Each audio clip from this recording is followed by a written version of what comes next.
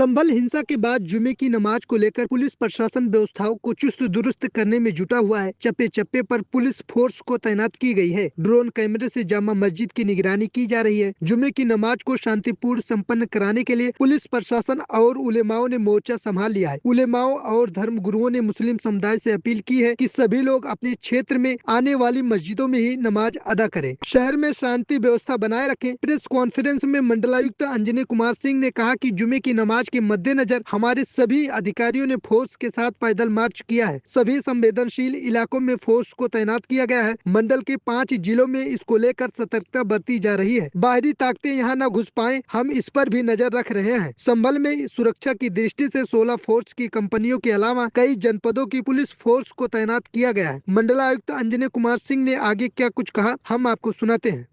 कल के जो जुमे की नमाज है उसके दृष्टिगत आज हमारी पूरी सभी अधिकारियों द्वारा पूरी फोर्स के साथ पैदल मार्च किया गया है। आज पास हर तरीके की गतिविधि जो जरूरी है वो सारी की गई हैं। हमने लोगों के साथ बैठकें भी की हैं। पीस कमेटी जितने मौलाना लोग हैं विभिन्न मस्जिदों के, उनसे भी बातचीत की गई है अलग अलग स्तरों पर, और एक कंसेंसस है कि पीसफुली कल की सारी गतिविधि जो नमाज की होगी वो हो जाएगी। सभी अपने अपने मस्जिदों में नमाज पढ़ेंगे और उसके बावजूद हमने पूरी चौकसी बरती हुई है। जो उस दिन की घटना है उसके संबंध में जितनी ज़रूरी चीज़ें हैं, एविडेंस कलेक्शन, वो काम अलग टीम के द्वारा किया जा रहा है। हमारे यहाँ संभल में जितनी ज़रूरी फोर्सेस हैं वो यहाँ पे डिप्लॉयड हैं। सभी संवेदनशील जगहों पर फोर्सेस डिप्लॉयड हैं और जो ज़रूरी कदम है वो उठाए जा रहे हैं। सभी से बातचीत के बाद सभी के द्वारा एश्योरेंस मिला है कि कल हर एक जगह पीसफुली ही किया जाएगा और हमारे पूरे मंडल में सभी 5 जनपदों में भी इसके संबंध में अलर्टनेस है। सभी से बातचीत की गई है। मुझे पूरी उम्मीद है कि कल चूँकि जुमे का मतलब होता है इबादत और इसमें कोई दो राय नहीं है कि सभी लोग इबादत करने ही आएंगे, तो उनसे हमें कोई दिक्कत भी नहीं है। बाहरी ताकतें इसमें घुसने न पाए इसके लिए भी हम पूरी निगरानी रखे हुए हैं। सोशल मीडिया और बाकी सारी चीज़ों पर जिसके थ्रू लोग उकसावा करते हैं या अफवाहें फैलाते हैं उसके ऊपर भी बराबर हमारी निगरानी है। सर कितनी फोर्स आपने डिप्लॉय की अभी तक? देखिए हमारे पास कुल मिला के फोर्सेस एक आरएएफ की है, 2 आरआरएफ, 13 कंपनी पीएसी, कुल मिला के 16 कंपनी बाहर से फोर्सेस हैं। हमारी लोकल पुलिस फोर्स है और स्टैंड बाई पे भी फोर्सेस हमारे पास हैं, जिसको जब जरूरी हुआ तो हम इस्तेमाल कर लेंगे। ये व्यवस्था सिर्फ कल के लिए कि कंटिन्यू रहेगी? नहीं, ये व्यवस्था हमारे लिए कंटिन्यू है। संभल के लिए खास तौर पर स्थिति एकदम सामान्य हो जाए तब तक हर एक जगह पर हम निगरानी रखेंगे। और दूसरी एक और भी चीज़ है कि जब तक कोशिश ये की जाती रहेगी कि यहाँ उकसावा किसी तरीके का हो, सबसे बातचीत कर रहे हैं, सबसे जब एकदम विश्वास बहाली हो जाएगी उसके बाद हमें जब जरूरत नहीं रह जाएगी हमें कोई दिक्कत नहीं। चंदौसी कोर्ट में भी सुरक्षा बढ़ाई गई है सर? हाँ, मैंने कहा जैसा कि सभी संवेदनशील स्थलों पर सुरक्षा बढ़ाई गई है तो उसी प्रकार से कोर्ट की भी सुरक्षा बढ़ाई गई है। सभी जो धार्मिक स्थल हैं उन जगहों की भी सुरक्षा बढ़ा दी गई है और उन एरियाज में खास तौर पर जहाँ पे इस तरीके के उकसावे वाली कार्रवाई में 2 पक्ष आमने सामने आ सकते हैं, उन सभी जगहों पर सुरक्षा बढ़ाई गई। इंटरनेट बैन सर कंटिन्यू रहेगा? अभी फिलहाल इंटरनेट बैन कंटिन्यूड है। कल हम इस पे फिर से समीक्षा करेंगे और उसके अनुरूप फैसला करेंगे। जामा मस्जिद में नमाज अदा किया जाएगा सर? जामा मस्जिद में देखिए सब जगह जैसे यूजुअल नमाज अदा की जाती है वैसे ही होगी। एक अपील की है, डीएम और एसपी ने बातचीत भी की है उस मस्जिद कमेटी से कि कम संख्या में लोग आवे ज़्यादा बेहतर है और क्योंकि वो एक हॉट स्पॉट है, उस जगह पे उपद्रव हुआ, बहुत सारी चीज़ें, साक्ष्य भी कलेक्शन हो रहा है, तो कई सारी चीज़ों के दृष्टिगत ये कहा गया कि अगर कम संख्या में लोग आवें और जिस पर मस्जिद कमेटी सहमत भी है, हमें कोई इस पर दिक्कत नहीं है कि लोग शांतिपूर्ण तरीके से जहाँ पे भी नमाज पढ़ते हैं वहाँ पे नमाज पढ़े। जो लोग जामा मस्जिद में नमाज पढ़ते हैं, कोई दिक्कत नहीं है। सर से हर्जाना वसूला जाएगा क्या? अभी हम जितना डैमेज हुआ है, जो क्षति हुई, सबका आंकलन कर रहे हैं। सर प्रशासन की तरफ से जो शाही मस्जिद है कल नमाज होनी है वहाँ पर, तो क्या कोई नमाजियों की संख्या पर कोई कैप लगाया गया है या फिर ऐसा कुछ डिसाइड किया है कमेटी की तरफ से कमेटी के साथ मिलकर कि आसपास के लोग ही आएं और बाहर के लोगों को नहीं आने दिया जाएगा या वेरीफाई किया जाएगा? बाहर के लोग तो नहीं आवे तो अच्छा है। ये बेहतर है। देखिए, मस्जिदों में जनरली उस जगह के लोकल लोग ही जाते हैं। बाहर के लोग तभी जाते हैं जब उनके पास कोई और विकल्प न हो। ये एक परिपाटी, एक परंपरा रही है, तो परंपरा का उल्लंघन क्यों करेंगे। हमारी ये भी कोशिश है कि वहाँ कम से कम लोग आवें, क्योंकि आप जानते हैं संवेदनशीलता उसकी बढ़ गई है। इसमें कोई दिक्कत नहीं है कि वहाँ बहुत कम संख्या में लोग इकट्ठा हों। आने वाले लोगों की जांच की जाएगी, तलाशी की जाएगी, आधार कार्ड चेक किया जाएगा सर। बिल्कुल किया जाएगा। हमने हर एक जगह, संवेदनशील जगह पर 3 लेयर की सुरक्षा बैठा रखी है। जहाँ पे जरूरी हो रहा है लोगों की जांच भी कर रहे हैं। मैंने कहा जब तक विश्वास बहाली नहीं हो जाती तब तक ये करना जरूरी है और हम कर रहे हैं। सर, एक सवाल ये है कि रविवार को इंसिडेंट हुआ है, आज गुरुवार है, कल शुक्रवार हो जाएगा। लगभग कितने लोगों की मौत हुई है, मौत की पुष्टि हुई है आधिकारिक तौर पर, और जो जिन लोगों की मौत हुई है उसके लिए रिस्पॉन्सिबल कौन है? अगर पुलिस की गोलियों से उनकी मौत नहीं हुई है तो किसकी गोलियों से मौत उनकी हुई? देखिए, हमारे पास कुल मिला के फोर्सेज एक RAF की है, 2 RRF, 13 कंपनी PAC, कुल मिला के 16 कंपनी बाहर से फोर्सेज हैं। हमारी लोकल पुलिस फोर्स है और स्टैंड बाई पे भी फोर्सेज हमारे पास हैं, जिसको जब जरूरी हुआ तो हम इस्तेमाल कर लेंगे। ये व्यवस्था सिर्फ कल के लिए है कि कंटिन्यू रहेगी? नहीं, ये व्यवस्था हमारे लिए कंटिन्यू है, संभल के लिए खास तौर पर। स्थिति एकदम सामान्य हो जाए तब तक हर एक जगह पर हम निगरानी रखेंगे। और दूसरी एक और भी चीज़ है कि जब तक कोशिश ये की जाती रहेगी कि यहाँ उकसावा किसी तरीके का हो, सबसे बातचीत कर रहे हैं, सबसे जब एकदम विश्वास बहाली हो जाएगी उसके बाद हमें जब जरूरत नहीं रह जाएगी, हमें कोई दिक्कत नहीं। चंदौसी कोर्ट में भी सुरक्षा बढ़ाई गई है सर। हाँ, मैंने कहा जैसा कि सभी संवेदनशील स्थलों पर सुरक्षा बढ़ाई गई है, तो उसी प्रकार से कोर्ट की भी सुरक्षा बढ़ाई गई है। सभी जो धार्मिक स्थल हैं उन जगहों की भी सुरक्षा बढ़ा दी गई है, और उन एरियाज़ में खास तौर पर जहाँ पे इस तरीके के उकसावे वाली कार्रवाई में 2 पक्ष आमने सामने आ सकते हैं, उन सभी जगहों पर सुरक्षा बढ़ाई गई। इंटरनेट बैन सर कंटिन्यू रहेगा? अभी फिलहाल इंटरनेट बैन कंटिन्यूड है।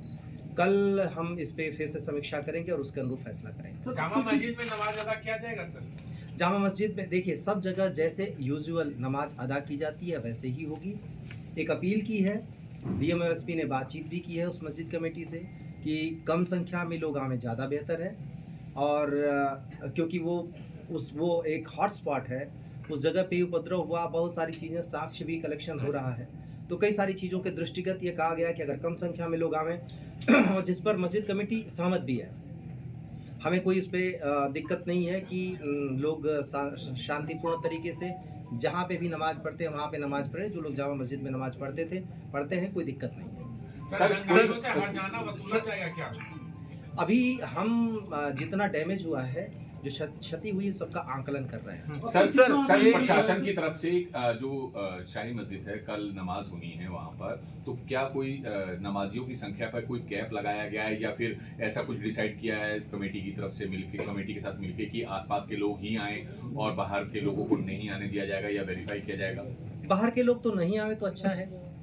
ये बेहतर है। देखिए, मस्जिदों में जनरली उस जगह के लोकल लोग ही जाते हैं। बाहर के लोग तभी जाते हैं जब उनके पास कोई और विकल्प न हो। ये एक परिपाटी, एक परंपरा रही है, तो परंपरा का उल्लंघन क्यों करेंगे। हमारी ये भी कोशिश है कि वहाँ कम से कम लोग आवें, क्योंकि आप जानते हैं संवेदनशीलता उसकी बढ़ गई है। इसमें कोई दिक्कत नहीं है कि वहाँ बहुत कम संख्या में लोग इकट्ठा हों। आने वाले लोगों की जांच की जाएगी, तलाशी की जाएगी, आधार कार्ड चेक किया जाएगा सर? बिल्कुल किया जाएगा। हमने हर एक जगह, संवेदनशील जगह पर 3 लेयर की सुरक्षा बैठा रखी है। जहाँ पे जरूरी हो रहा है लोगों की जांच भी कर रहे हैं। मैंने कहा जब तक विश्वास बहाली नहीं हो जाती तब तक ये करना जरूरी है और हम कर रहे हैं। सर, एक सवाल ये है कि रविवार को इंसिडेंट हुआ है, आज गुरुवार है, कल शुक्रवार हो जाएगा।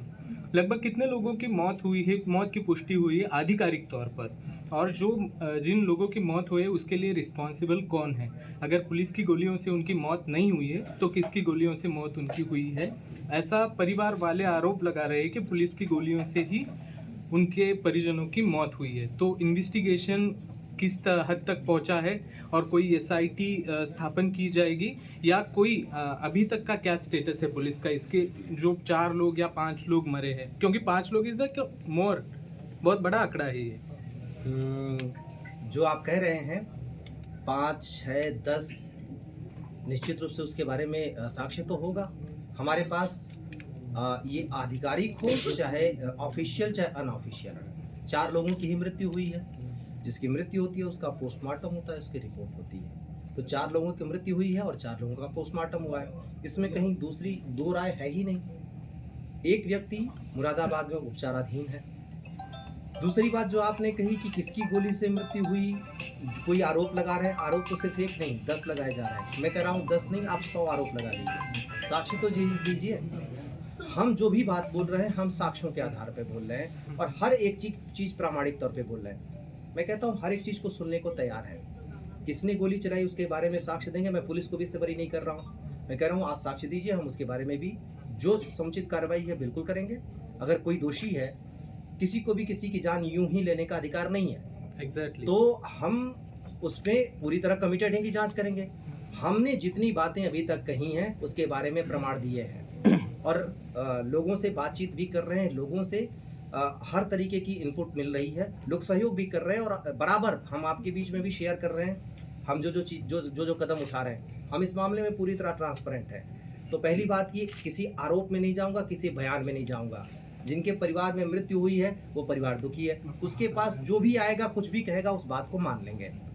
तो बयान के आधार पर कोई चीज नहीं कहेंगे, साक्ष्य के आधार पर कहेंगे। और उसमें हमने जो भी जरूरी साक्ष्य है मैं पहले दिन से सभी कुछ शेयर कर रहा हूँ, सारे कारण भी बता रहा हूँ। केवल एक वीडियो का आधार बना के आप सारी बातें नहीं कर सकते। वो भी वीडियो जो आपने किसी ने भी नहीं ली है, जिसने सीसीटीवी कैमरा फोड़ दिया कि उनका कैप्चर न होने पावे। तमाम मोबाइल फोन लोगों के पास हैं, किसी ने उसको कैप्चर नहीं किया कि ये देखो जी पुलिस मार रही है। अगर कहें कि उसमें अफरा तफरी में किसी को वीडियो लेने का अवसर नहीं मिला या ऐसी कंडीशन नहीं थी कि वीडियो लिया जाए, तो मस्जिद के पीछे से तो वीडियो लेने का मौका मिल गया कि ये देखो धुआं उठ रहा है, जबकि वो धुआं गाड़ियों से उठ रहा था। मैं किसी भी बेबुनियाद चीज को इसमें शामिल नहीं करना चाहूँगा। एक तथ्यपरक चीज है, एक घटना घटी, सबको पता है वहाँ पे कैसे क्या हुआ उसके बारे में हम पड़ताल कर रहे हैं। जहाँ तक आपने कहा कि किसने गोली चलाई, ये इतनी जल्दीबाजी कर देना हो सकता है बहुत बड़ी बात है। बहुत सारे तरीके से इनपुट हमें आ रहे हैं। सर, संभल के सांसद जिया उर रहमान बर्क और विधायक के बेटे का नाम एफआईआर में, बाय नेम एफआईआर में दर्ज है, रोल तक उनका दर्ज है। तो उन पर कार्रवाई के लिए क्या उनकी अरेस्टिंग होगी या उन्हें नोटिस वगैरह सर्व करके इन्वेस्टिगेशन ज्वाइन कराएंगे, क्या प्रोसीजर? क्योंकि तमाम लोग ये जानना चाहते हैं कि भाई जब नाम दिया है तो वो इन्वेस्टिगेशन का पार्ट कब शुरू बनेगी? आपको पता है उसके लिए प्रोसीजर होता है जी। एक लोकसभा के सिटिंग एमपी है तो उनके लिए पूरा प्रोसीजर है। उस प्रोसीजर को हम अडॉप्ट कर रहे हैं। Sir, continuing, some people are trying to send an impression that it was Jai Shri Ram slogan that provoked the other party to build storm. I just want a clarity from your side. Has something like that happened or not? देखिए, जो video है वो आप लोगों ने भी देखा होगा, वो जामा मस्जिद एरिया का नहीं है। जब सर्वे करके टीम निकल रही थी, आप सोचिए अगर एक सोशल मीडिया पर जय श्री राम के स्लोगन लगाते हुए, नारा लगाते हुए कोई देख लेता है और उसको कहा जाता है कि भड़क रहा है, तो क्या मुस्लिम बहुल एरिया में नारा लगा पाएंगे ऐसी स्थिति में? इसका मतलब कि वो बाहर आए, बाहर आके उनके साथ कुछ लोग जुड़ गए, आउट ऑफ एक्साइटमेंट उन्होंने नारा लगाया और उनको भी रोका गया। सवाल ये है कि क्या नारा लगा देने पे हम उनको पीटने लगते? इंसाइटमेंट इसको मानेंगे तो फिर मस्जिद के आगे भी तो नारे लगे, धार्मिक नारे लगे, तो क्या हम उनको पीटने लगे? सवाल ये है कि हम डिटरेंट किस तरीके का कर रहे हैं। प्रशासन संयम से काम ले रहा है। उस चीज को जो बाहर हुई उसको उस घटना से जबरदस्ती जोड़ना बिल्कुल उचित नहीं है, क्योंकि टीम जब निकल चुकी थी तब, और ये जो टोटल घटना हो रही थी उसके पहले से हो रही थी। 9:30 पे पूरा एग्रेशन हो चुका था, 9:30 9:40 के बीच में। तो वो जो वीडियो है वो तो बहुत बाद का है। ये जस्टिफिकेशन, देखिए मैं सिर्फ यही रिक्वेस्ट करूंगा कि किसी को भी गलत चीज का जस्टिफिकेशन नहीं करना चाहिए। वो चाहे गलती हमारी हो, हम उसको जस्टिफाई ना करें, चाहे गलती किसी और की भी हो। मैं जो कहूंगा पूरे एविडेंस के साथ कहूंगा और बाकी सारे लोग भी कहें, एविडेंस को डिस्टोर्ट करके ना कहें, सीधे सीधे। कमिश्नर साहब, एक सवाल ये है कि जो थ्योरी की आपने सर कमिश्नर साहब जिक्र किया, थ्योरी के अंदर ये भी आ रही है कि ये इंटरनल था, तुर्क बनाम पठान। क्या इन्वेस्टिगेशन इस और भी इशारा कर रहा है? जितनी सारी थ्योरीज आ रही हैं हम रूल आउट किसी को नहीं कर रहे हैं। जितने सारे तरीके की चीजें आ रही हैं उन सब पे हम जांच कर रहे हैं। जब जांच पूरी होगी तो ये सारी चीजें निकल के आएंगी। चार लोगों की पोस्टमार्टम हुई है, चार लोगों की पोस्टमार्टम हुई है, 4 लोगों का ऑफिशियल डेट की पोस्टमार्टम है। क्या पोस्टमार्टम का स्टेटस है? फैमिलीज के साथ पोस्टमार्टम रिपोर्ट शेयर की है और कब तक शेयर होगा? उसका एक प्रोसीजर है। पोस्टमार्टम रिपोर्ट कोर्ट प्रॉपर्टी होती है, उसकी 3 कॉपीज बनती हैं और बाकी परिवारजनों को एक प्रोसीजर से उसको शेयर किया जाता है। वो सारी चीजें की जाएंगी। हम हाइड कुछ भी नहीं करने जा रहे हैं। सर, नाबालिग बच्चे काफी सारे थे, क्या है कि चिंता का विषय 10 साल 12 साल 14 साल के कई बच्चे बड़ी संख्या में, कोई चिंता विषय भविष्य भी खराब हो रहा है। मुरादाबाद मंडल के कमिश्नर के तौर पर सबसे बड़ी चिंता का विषय मेरे लिए यही है, जिन बच्चों को पढ़ना चाहिए। मेरे सामने एक 14 साल का बच्चा है, मैंने उससे पहला सवाल यही किया कि क्या पढ़ते हो? 14 साल में एक आकलन से कह रहा हूँ कि 14 साल का रहा होगा। उसने कहा नहीं। ये मेरे लिए चिंता का विषय है। इन बच्चों को जिनको पढ़ने की तरफ मोड़ना चाहिए, उन यूथ को जिनको काम की तरफ लगना चाहिए, उनका स्किल, और निश्चित रूप से इस कम्युनिटी की एक अच्छी खासियत है, स्किल में बहुत अच्छे होते हैं। हम उनको एक मौका दें तो बहुत अच्छा आगे बढ़ सकते हैं, बजाय इसके कि हम उनको उस तरफ मोड़ें। कैसे वो इन सब चीज़ों में इंगेज हो गए, इस बारे में हम पड़ताल कर रहे हैं। उन सारे बच्चों को जो इस हिंसा में शामिल थे, कहीं से न कहीं से उनको इसका पार्ट बनाया गया था। हमारी कोई मंशा नहीं है कि नहीं सीधे उनको उठा के जेल में ठूंस दो। हम प्रयास ये भी कर रहे हैं कि इन सारे बच्चों को जो पढ़ने की उम्र है, उनको काउंसलिंग करके पढ़ने की तरफ लगाया जाए। वो जिनको काम की तरफ लगाया जा सकता था, जैसे मेरी सारे लोगों से बातचीत हुई है, हम मूल अभियुक्तों को खोज रहे हैं, हम हाथों को नहीं खोज रहे हैं। और हाथों पे बहुत ज़्यादा नज़र नहीं है हमारी। हमें पता है कि ऐसे में पब्लिक को कई बार बरगलाकर, उकसाकर हिस्सा बना दिया जाता है, और जो नुकसान होता है वो सामने वाले का होता है। इस पे हम सारा काम कर रहे हैं। इसके बाद भी कोशिश की जाएगी कि इससे सारे लोगों को प्रॉपर सेटलमेंट के दायरे में सर, लाया महिला पत्थरबाजों के बारे में बताएं, क्योंकि 3 महिला पत्थरबाज पकड़ी गई हैं, और कितनी संख्या है? क्या इनको भी प्लान बी के तहत तैयार किया था पत्थरबाजी करने के लिए? और सर, इसमें एक एड ऑन छोटा है कि अब तक ऑफिशियल कितनी अरेस्टिंग है, कितने डिटेंशन है, कितनी उसमें महिलाएं हैं, और कितने एज ग्रुप एक अगर बता पाएं। देखिए, कल तक 27 अरेस्ट थे। एक व्यक्ति का 151 में चालान भी किया गया था अतिरिक्त रूप से। आज 3 लोगों को पहले डिटेन किया गया था। उनसे पूछताछ के बाद उनसे जितनी सारी चीजें निकली और उनका इन्वॉल्वमेंट देखते उनको अरेस्ट कर लिया गया। तो टोटल गिरफ्तारियां अब 30 हो गई। सर, महिला पत्थरबाज वाले के बारे में, महिला पत्थरबाज के बारे में मैं आपको बता रहा हूँ। देखिए क्या है, उसमें से बहुत सारी महिलाओं को आप देखेंगे वो बहुत ज्यादा पढ़ी लिखी नहीं है। कई बार उनके दिमाग को पूरी तरह से डाइवर्ट कर दिया जाता है। कई बार आप देखेंगे, अनुभव रहा है, हमारे साथ के पुलिस अधिकारियों का अनुभव रहा है। जब ये एक जगह मैं खुद ही था, जब एक महिला पत्थर उठा के आई, कई बार कहते हैं कि देखिए इतने एज की महिला है, वो थोड़ी ज़्यादा एज की थी। तो हमारे डीआईजी साहब ने कहा कि अरे भाई मना करो, पत्थर ना फेंकें। तब तक उसने धाड़ से पत्थर मार दिया। ये बड़ी ही शॉकिंग चीज़ हमारे लिए है। हम बुजुर्गों से ये उम्मीद करते हैं कि वो हमारी बात को समझेंगे जब हम इस तरीके के बच्चों को रोकेंगे। कई बार ऐसा होता है, और ये सारे लोग नहीं हैं, ये गिने चुने लोग हैं। ये खासतौर से कुछ लोगों को इसमें शामिल कर लिया जाता है। निश्चित रूप से उनकी शिक्षा का स्तर ऐसा होगा। मुझे लगता है कि हाँ, हमें इस पे भी काम करने की ज़रूरत है कम्युनिटी के साथ मिलकर, कि जो माइंड वॉश कर दिया जा रहा है इसको हम रोक सकें, और इस पे काम करेंगे। फिलहाल तो जो लोग इसमें शामिल रहे उनके खिलाफ कानूनी कार्रवाई करने के अलावा कोई विकल्प नहीं है। लेकिन हाँ, आगे से कोई शामिल न होने पाए, इसके लिए उनको हम प्रॉपर काउंसलिंग उनकी करेंगे। इस मामले के ऊपर राजनीति भी बहुत हो रही है। किन किन राजनेताओं ने प्रशासन से संपर्क किया है कि वो संभल आना चाहते हैं, और कब तक रोक रहेगी कि कोई नेता आके वापस से चीजों को इंस्टिगेट ना कर जाए? देखिए, आना तो बहुत सारे लोग चाहते हैं। जिलाधिकारी ने इस पे आदेश जारी किया हुआ है कि अभी किसी को यहाँ आने नहीं दिया जाएगा। पर मैं दूसरी बात कह रहा हूँ, मैं एक जिम्मेदार तरीके से मैं रिक्वेस्ट कर रहा हूँ सभी लोगों से, क्यों ही अभी आना है। जो परिवार है वो कहीं जा नहीं रहे, जिसको मिलना है वो मिल ले, हम रोकेंगे नहीं। एक बार स्थिति सामान्य तो हो जाए। वो जिम्मेदार लोग हैं, समाज के जिम्मेदार लोग हैं। वो इस बात को समझते हैं कि उनके आने से अगर स्थिति में कहीं से उकसावा हो जाए, कहीं पे कोई स्थिति बिगड़ जाए, ये किसी के लिए अच्छा नहीं होगा। हम रोक किसी वजह से नहीं रहे, हम कुछ छुपाना नहीं चाहते, हम सिर्फ इसी वजह से करें स्थिति एक बार सामान्य हो जाए, फिर उसके बाद हमें कोई आपत्ति नहीं। जो आरोप लगाया था टीयर गैस से बचने के लिए, जांच में क्या सामने आया? उन सारी चीजों को पड़ताल हम कर रहे हैं, जांच कर रहे हैं। एक तैयारी होती है तो तैयारी में सारी चीजें की जाती हैं। निश्चित रूप से सबको पता है कि हम क्या क्या उपाय करने वाले हैं, और उसके हिसाब से तैयार होके आएंगे। जब कोई प्लानिंग हुई तो प्लानिंग करेंगे। क्या आरोपी के प्रॉपर्टीज भी अटैच अभी किए जा रहे हैं? इसका एक प्राविधान है, उस प्राविधान के अंतर्गत सारे उपाय किए जाएंगे। बात ये भी है कि सिर्फ एफआईआर की बात नहीं है, फर्दर एविडेंस कलेक्शन की है। हमारी प्राथमिकता अभी एविडेंस कलेक्शन की है। गिरफ्तारी हम तभी कर रहे हैं जब वो जरूरी हो जा रही है, कोई जल्दबाजी इसमें नहीं है।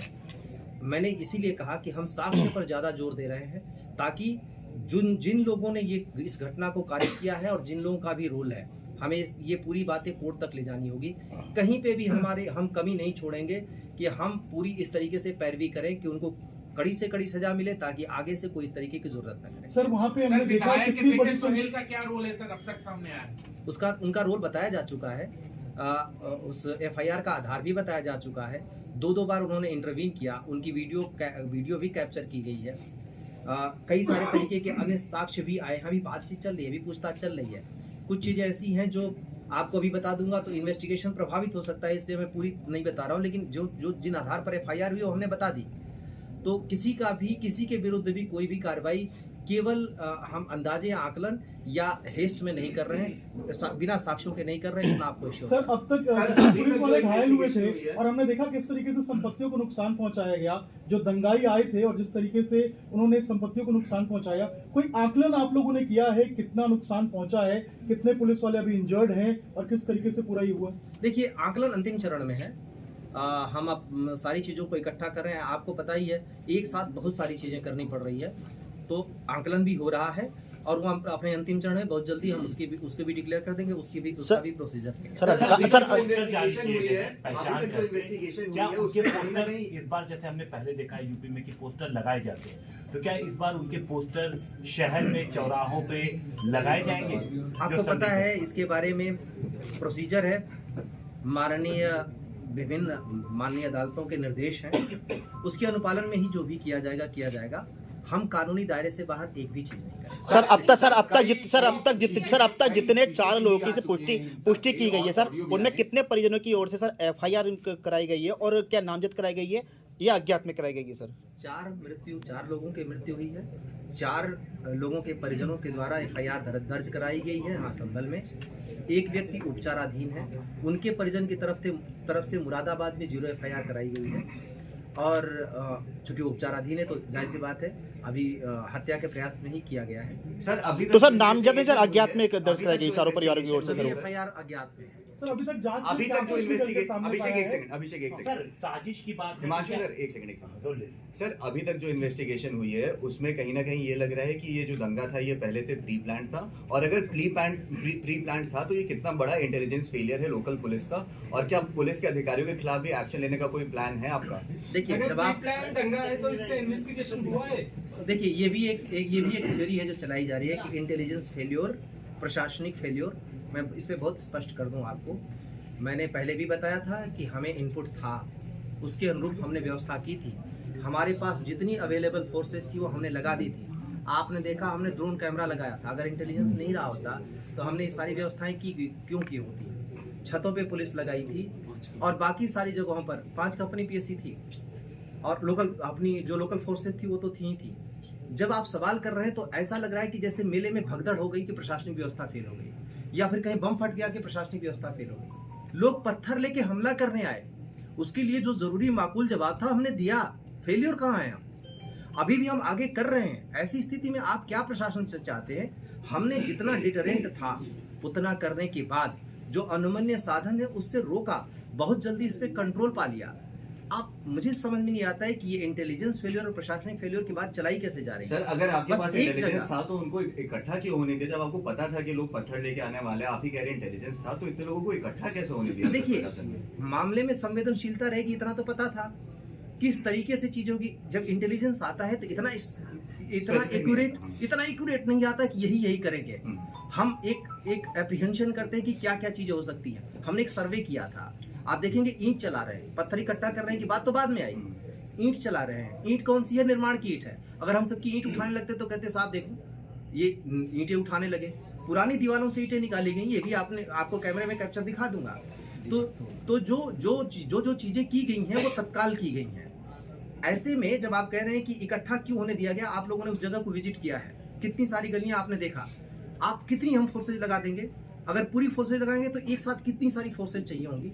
एक साथ आप अचानक से इकट्ठा हो जाते हैं वहां पे, क्या हम सामान्य लोगों को पकड़ के वहां कहने लगे कि नहीं तुम वहां आ रहे हो, तो फिर तो कहने लगा कि सबको आप दंगाई समझते हैं, सबको आप बलवाई समझते हैं। और दूसरी बात है कि रोकने के लिए फोर्स का इस्तेमाल तो करना पड़ेगा।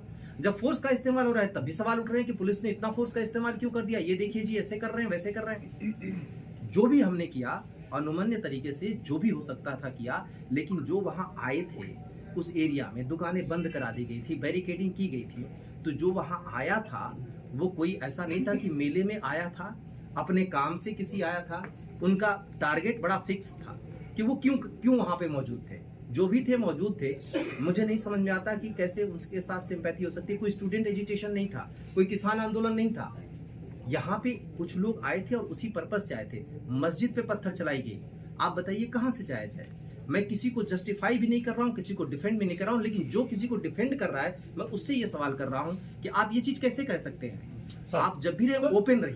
सर साजिश का पता चला, जो साजिश थी तो पीछे कौन लोग थे? क्या रातों रात कोई व्हाट्सएप ग्रुप बना या किस तरीके से इस साजिश को अंजाम दिया गया, और क्या जांच में भी क्या पता चला है? किसी साजिशकर्ता तक पहुंच पाई है, उसके चेहरे को पहचान पाई है? सर ऑडियो क्लिप और भी क्या आया है, उस फंडिंग हुई? साफ तौर पर लग रहा है कि लोग बाहर से कुछ लगातार कहीं से कोई फंडिंग हुई हो, बात कर रहे हैं सर। देखिए कुछ यही फंडिंग एक चीज है हुई हो। जो ऑडियो क्लिप आया उसी से अपने आप समझ सकते हैं कि हम कितनी ग्रेजुअली उस चीज को जीरो इन कर रहे हैं कि हमने उस चीज को निकाल रहे हैं, आगे बढ़ रहे हैं। ये एक व्यक्ति केवल नहीं है, इंटरमीडिएटरी भी बहुत सारे लोग हैं। हम एक एक करके उन सारे तथ्यों तक पहुंच रहे हैं कि ये कैसे साजिश की गई। इसके साथ ही सोशल मीडिया के थ्रू ये चीजें की गई। सोशल मीडिया का निश्चित रूप से इन्वॉल्वमेंट रहा है, अन्यथा एक घटना के घटित होते ही सोशल मीडिया पे एक सुनियोजित तरीके से एक ही तरीके की थ्योरी नहीं चली। अल्लाह खैर रखे, हमारे शहर का माहौल वही रहे जो पहले था, अमन का, खुशी का, मोहब्बत का, और अपना शहर और मुल्क में खुलूस और मोहब्बत कायम रहे और अल्लाह अमन और अमान कायम। अधिकारियों के साथ बैठक हुई थी, क्या बात रही? क्या अमन के बारे में? अमन सर नंबर नहीं है। हमारे जितने भी आदमी लोग हैं, जितने मशगूल लोग हैं, मदरसों के हेड हैं, वो सब यहाँ मौजूद हैं। आज आप उनसे बात करें, सब सही होगा, सब सही होगा। जुमा इत्मीनान से होगा, जुमा इत्मीनान से होगा, कोई बात नहीं होगी। ये हमने उनको आश्वासन दिया है और उनसे भी आश्वासन लिया है कि हम किसी भी ऐसे व्यक्ति को न पकड़े जिसका कोई दोष ना हो। सर आज की मीटिंग में क्या क्या रखे गए पॉइंट्स, कौन कौन लोग मौजूद थे? पूरे सारे हमारे संभल के सारे उलमा लोग थे यहाँ पर, बड़े बड़े आलिम जितने भी हैं सब थे, और सबने प्रशासन को आश्वस्त किया है कि हम पूरा सहयोग करेंगे। सर क्या कल जामा मस्जिद में नमाज नहीं पढ़ी जाएगी, ऐसा भी कुछ है क्या, या अपील की गई? इस तरह की कोई आप मत थोड़ा और कीजिए, ये संभल बहुत सेंसिटिव है, इस तरह की बात नहीं होनी चाहिए। जामा मस्जिद नहीं, सभी जगह हर मस्जिद में नमाज होगी। नमाज हर मस्जिद में होती आई है और होती रहेगी। ठीक है सर, थैंक यू। मुफ्ती आदम सिरसी, मैं मीडिया के माध्यम से ये बात पहुंचाना चाहता हूं कि शहर हमारा है और इस शहर पे जो बदनुमा दाग लगा है, इस दाग को हम बड़ी मेहनत और मशक्क़त के साथ, जद्दोजहद के साथ इस दाग को धोएंगे और शहर को अब दोबारा नहीं जलने देंगे। और लिहाजा अधिकारी तो आते हैं और चले जाते हैं।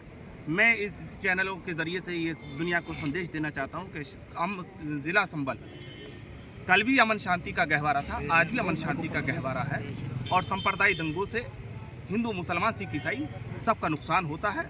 लिहाजा यहाँ पर हिंदू मुसलमान सिख ईसाई जिस तरीके से आपस में मिलजुल कर रह रहे थे, इस अंदाज से मिलजुल कर रहते रहेंगे। और लोग अमन और शांति के चाहते हैं। शहर का आदमी, जिला संभल का हर आदमी अमन शांति चाहता है। यहाँ पर कोई वर्ग का आदमी भी अमन शांति से खिलवाड़ नहीं चाहता। मौलाना साहब, अपने क्षेत्र के मुस्लिम लोगों से क्या अपील करेंगे कल को लेकर? मैं अपने मुस्लिम भाइयों से ये अपील करता हूँ कि जिस तरीके से पहले जुमे की नमाज पढ़ते चले आए हैं अपनी अपनी मस्जिदों में, या जो जामा मस्जिद में पढ़ते थे, तो जिस तरीके से अपने महल्ले की मस्जिदों में नमाज पढ़ते चले आए हैं, इस अंदाज से नमाज पढ़ें और अमन शांति बरकरार रखें और शरारती तत्वों पर निगाह रखें और कोई ऐसा कार्य ना करें जिससे कि हमारे शहर के ऊपर कोई इसी तरीके से जामा मस्जिद में ना जाकर घरों पे नमाज पढ़ने के नहीं, जामा मस्जिद में जो पहले से पढ़ते चले आए हैं वो पढ़ेंगे, इसलिए कि जामा मस्जिद में कोई रुकावट नहीं है। अजान और नमाज वहाँ पर हो रही है, तो जिस तरीके से वहाँ पर नमाज होती है होती रहेगी। और लेकिन हम लोगों का अपील ये है कि जैसे और दूर दराज के लोग आते हैं, वो अपने अपने महल्ले, अपने अपने करीब की मस्जिद में नमाज अदा करें। अच्छा, आपने संभल के लोगों से अपील की,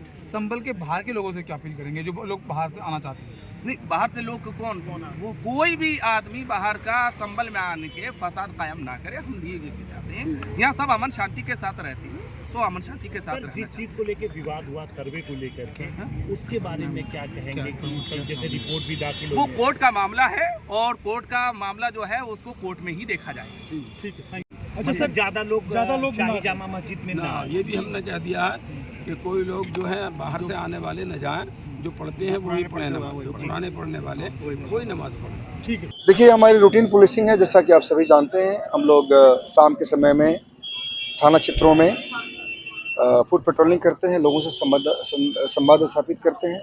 इसी क्रम में आज इस पूरे 2 सर्कल में कोतवाली और कटघर क्षेत्र में हम लोगों ने फुट पेट्रोलिंग किया है फोर्स के साथ और लोगों के साथ संवाद स्थापित किए हैं। पर्पस ये है कि उनकी कोई समस्या है, उस समस्या को सुन करके हम उसका समाधान सुनिश्चित करें। कहीं किसी तरह की अगर कोई डिस्टर्बेंसेस हैं तो उसको हम लोग देखें। अभी थोड़ी सी संवेदनशीलता बढ़ी हुई है, इसको लेकर के भी हमने उन लोगों को सेंसिटाइज किया है, अपने फोर्स को सेंसिटाइज किया है। अभी आपने देखा है कि हमारे जितने थाने पर नियुक्त हमारे SHOs हैं, SOs हैं, प्लस चौकी इंचार्जेस हैं, सबको हम लोगों ने सेंसिटाइज किया है और ये बताया है कि वहाँ के अपने क्षेत्र के लोगों के साथ उनका संवाद स्थापित रहे। सभी लोग अपने अपने क्षेत्र के लोगों के साथ लगातार संपर्क में रहते हैं। उसको और भी स्ट्रेंथन करने की ज़रूरत है, इंटेंसिफाई करने की ज़रूरत है।